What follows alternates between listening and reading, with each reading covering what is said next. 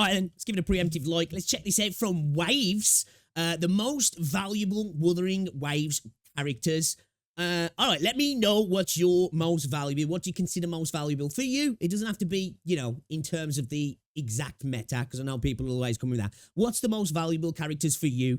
I'd say personally, for me, now, I'm going to have to probably remove a couple of DPSs out of it, because obviously this is a DPS-heavy game, and DPS is incredibly important to your account. But I'd say top 5 most valuable characters for me, personally. Gotta throw Camellia in there, because she's the new Unga Bunga character that's just insanely powerful. Clears all before her. Super easy to use as well, especially if you're running somebody like Sanhua. Insane, great slot, which has just dropped as well, which is apparently a best slot. Then I'd have to say Jinsa, because she's fucking sick, and she's an absolute nuke as well. That's another seriously powerful character. I would say Jian as well, but just for the sake of it not being all DPSs, let's put Jian as in an honorable mention, right? Still insane character as well, right? So we'll say Jinsi and Kami as well for our 2 DPSs. Then I think we gotta throw Shorekeeper in, right? Absolutely insane character, in my opinion. Just the best, potentially one of the best, if not the best for your account, in my opinion. Makes it easier to be a little bit lazy on your echoes, and just an insane character, especially if you go for C2 and get that 40% attack buff. Ridiculous on the Outer Stellar Realm. Then I'd probably say, even though I haven't been using them much, because I've only just got her, and it's more for, obviously, for Carlotta, who I've only just got as well. Zhezhi is insane, isn't she? She is insane. She's ridiculous. Absolutely insane. And then I think, you know what? I think I've got to go for the other sustain, man. Verina, the OG, even though she's kind of been, like, left to the wayside now, and most people don't see it like that. I think she's just a fucking sick character. So, yeah, I think I'd have to say Kami, Jinsi, Zhezhi. We're going to have to say Shorekeeper, of course, and I'm going to throw Verina in there. And an honourable mention has to go to your boy, Jian, as well.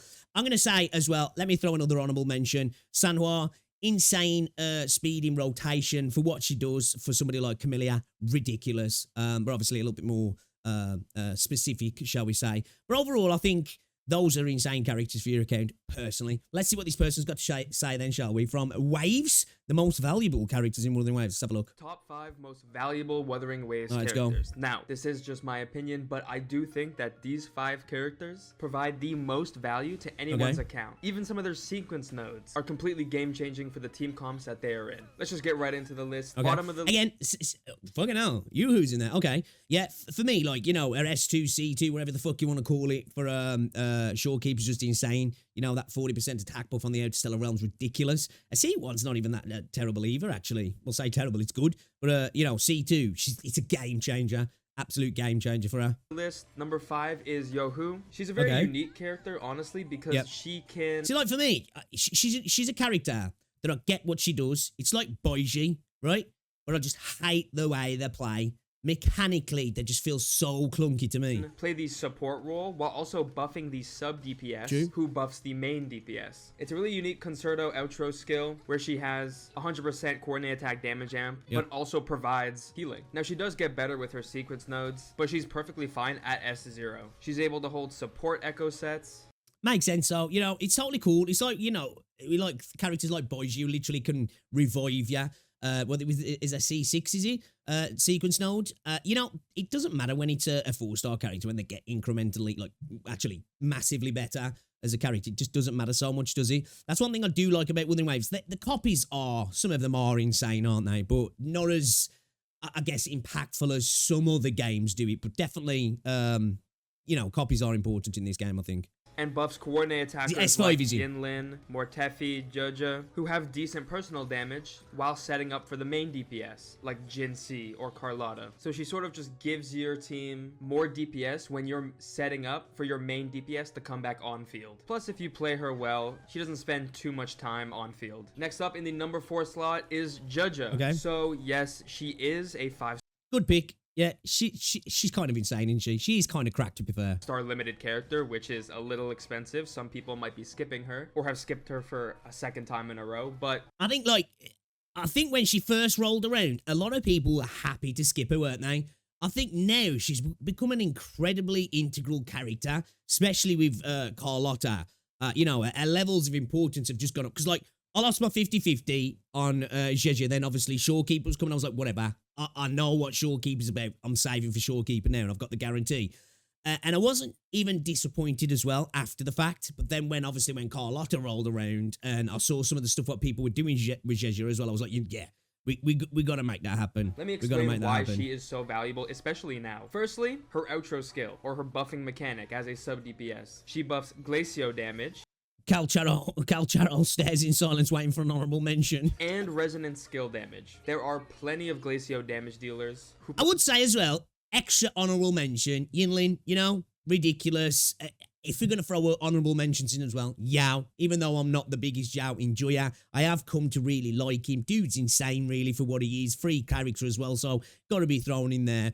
But yeah, personally, for me, I'll still stick with what I've thrown in. Perform pretty well, but there were also a couple resonance skill damage dealers like Zhezhi and Carlotta. The universality of Zhezhi is insane compared to other sub DPS characters. She can hold Moonlit and use the Heron, and she also has very little field time if you can get a... It's true, she's versatility wise, she's pretty fucking sick. Rotation correctly, while also having pretty strong personal damage. Not only on field, but off field as well, like I said, coordinated attacks. Additionally, if you pull for her sequence nodes, which is a little expensive as she is a limited character, she does have some other buffs, but again, very few people will pull copies for Zhezhi. Regardless, she is still a very universal and very strong character. She's the only limited character on this list, which definitely says something. Now, in the third slot is... Hey, let's go, Verina.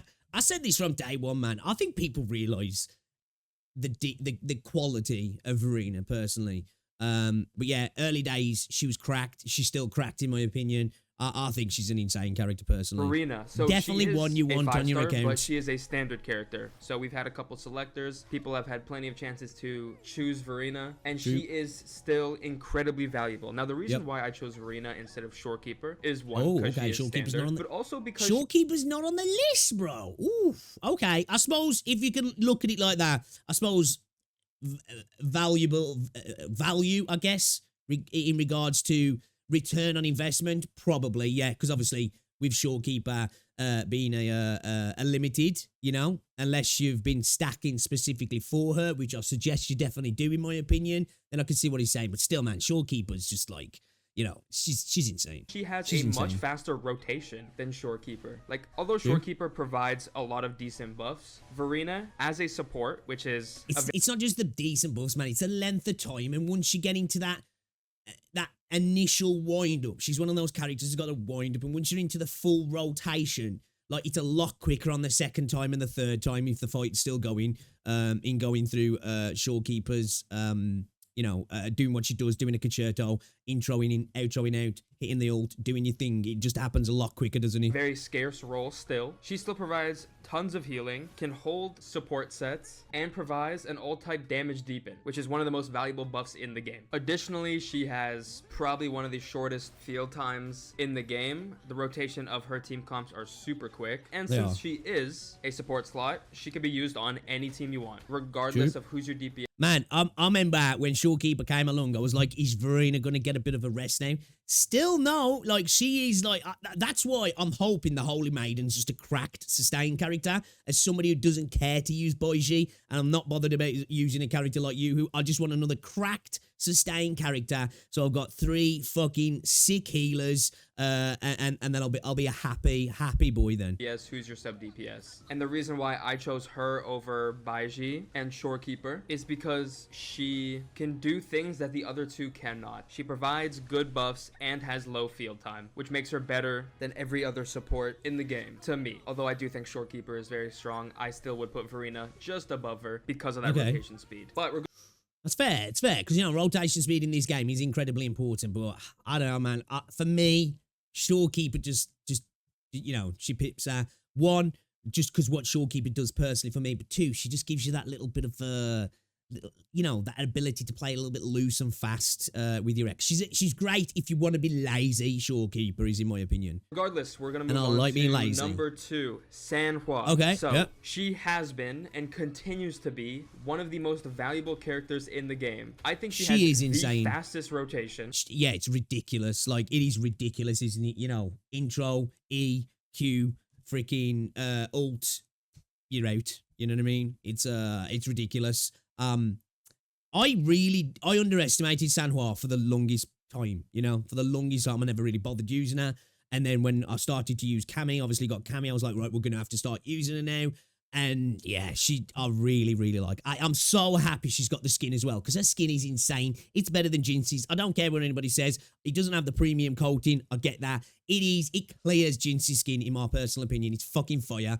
Yeah, she looks great now when she's on field. For the, 2 seconds she's on field, but still, she looks good doing it. It's insane. Although her personal damage isn't great, she does get a little bit of damage, but it's not that good. That's not what she's there for, though, is she, man? She's there to get that quick rotation for your hyper carry, really. She can hold Moonlit Set and Heron, just like any other sub DPS. But if you're using a DPS with a lot of field time, which some of them do, then Sanhua is a perfect fit, especially for basic attackers like Encore, because she provides that basic attack damage bonus and does it very fast. She's able to absolutely just break any main DPS, especially the basic attackers. Still haven't built she is free, so if you're lucky enough to have some of her dupes, then she is able to provide a couple more buffs. For example, like her Sequence Node 6, that provides 20% attack to the team just from doing her normal rotations. But really, the main value is that fast rotation speed and basic attack damage bonus. We now have Camellia, who's been out for a while. So I like, as well,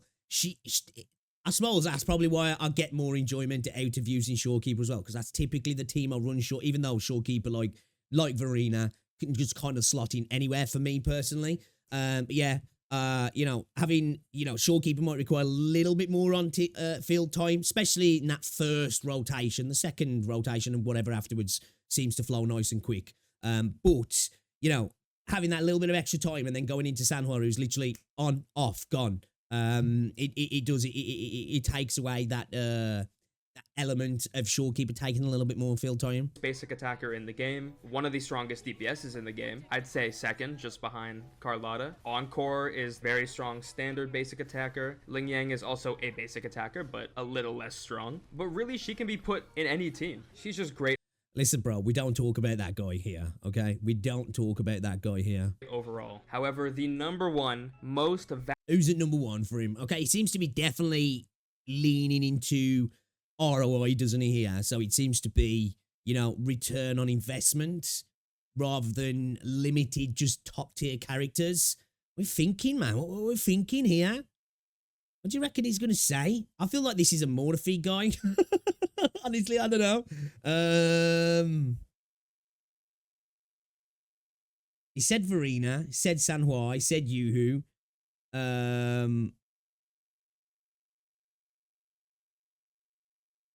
Yeah, I'm thinking... What's you come out to be like Calchar or some shit? Oh, Danjin, good call, actually. Maybe, potentially, for the top 1%.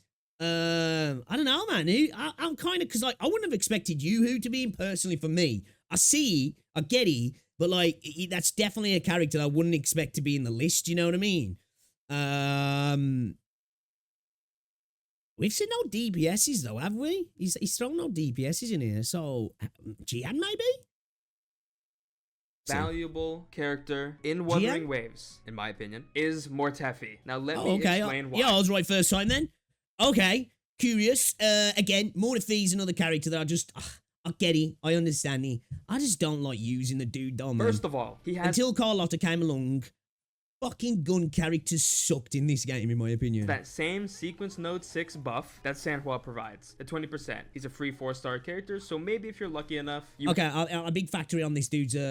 not saying these choices are bad choices, but I think a big factor here is obviously... he's going down... This seems to be the most valuable characters if you're free to play, which is good because a lot of people are, aren't Have they? that S6. His S4 is also really valuable. It extends his biggest damage source by 7 seconds. Yeah, but which is for insane. some reason, and I don't know why. That's the one that I was waiting to get for ages. It seemed to take me a really long time to get that actual sequence stone. He's the only character still in the game that provides a heavy attack damage deepen. We have multiple heavy attack damage dealers now. We have GN and Rocha, and I don't know why he is still the only heavy attack buffer. Now, in the future, we will definitely get more heavy. Do you know what? I agree there. It would be nice to have a heavy attack buffer that's actually fun to play. Again, I don't find the dude enjoyable to play at all. So, like, that's why dude just will never be on my list. None of the gun characters really, prior to Carlotta, get on my list for the fact that I just find them so unfun. Kind of like Baija, you know? I get it. I know she can be a good character, but she's unfun to play for me personally. So I like, you know, he'd never be on my list. Attack buffers, but Mortefi can do so much in his kit. He is more universal than anyone else. He has coordinated attacks, making him able to function with Jin C or any other DPS. He has that heavy attack damage deepen, which can support Rocha or GN, and he's the only one that can provide that buff. He also has pretty good personal damage and has a low field time. If you put the Moonlit Cloud set and Heron on him as well, he just provides even more buffs. Honestly, you can put the new Empyrean Anthem set on him as well. I wouldn't say it's better than Moonlit, but it's still decent. Regardless, he just provides so much stuff to your team, main DPS, or total team like, damage that no other... For me, though, he feels like a bit of a jack of all trades, you know what I mean? Well, I suppose I'm looking... But then again, though, like, we've said this about, like, the 5-star weapons in the game, you know? One of the things with, like, Cammy's weapons, insane, but it's not like one of those universal weapons so much as some are, which I know a lot of people will skip weapons when they're a little bit more specific for a character. So, you know, that is definitely a valuable thing that, like, it gives a lot to, you know, a lot of things. But I think as we get deeper into this game, I'm looking more now for specific units for, like, 1-2 characters that really work to make them better, personally. But of course, having characters that, like, you know, can improve your overall account is always good for sure. The character really can. Honestly, in my opinion, I think he's the Zhongling of Wuthering Waves. Okay, what do we reckon? What do we reckon with that one then, man? Do you agree with his list? What's your list? I'd like to know. Where's Shorekeeper, bro, for real? Underrated video. See what people have got to say. Mortefi over Sanhua doesn't really make any sense as well. You mentioned Mortefi is good with Gianna and Chia. Chia is a sub-DPS, so buffing her with another sub-DPS doesn't... It's a good point, actually, there, to be fair, because this dude is kind of making a video that seems a little bit more free to play. And the fact that to get the most out of Rachia for my guy, you're going to have to be getting copies of Rachia, aren't you? So it kind of, like, goes against the rest of the sentiment of the video in a sense. But it's not like a... You're not wrong, but, you know, as the overall take of the video, it kind of, like, goes against that to point him out towards Rachia, actually. That's a good point, actually. Couldn't disagree with your tier list more, sorry. Plenty of Glacio damage dealers, that would be Carlotta and Ling Yang, and we all know Ling Yang is a great, let's face it. I love Mortefi, but he buffs a heavy attack, and he's beats for Gianna only. Yeah, I think, you know, he does have some value across the board, but that's the only character I use him with. And one, dude just doesn't, he's not fun to use. He's not fun to use, man, honestly. Fair play to not just pick limited characters. Yeah, I kind of like this list because dude's gone for, like, a more free-to-play, friendly kind of style, hasn't he? Which I kind of like that. Mortefi, I guess I should try more. He's not really great, bro, in my opinion. He's not fun to use anyway, personally. The most valuable characters are the ones always the ones you like, right? It's not about the destination. It's about the friends you made on the way, isn't it? But guys, I'm going to drop a sub to him, actually. That was a good video. I enjoyed it. Waves, check him out. Show some love.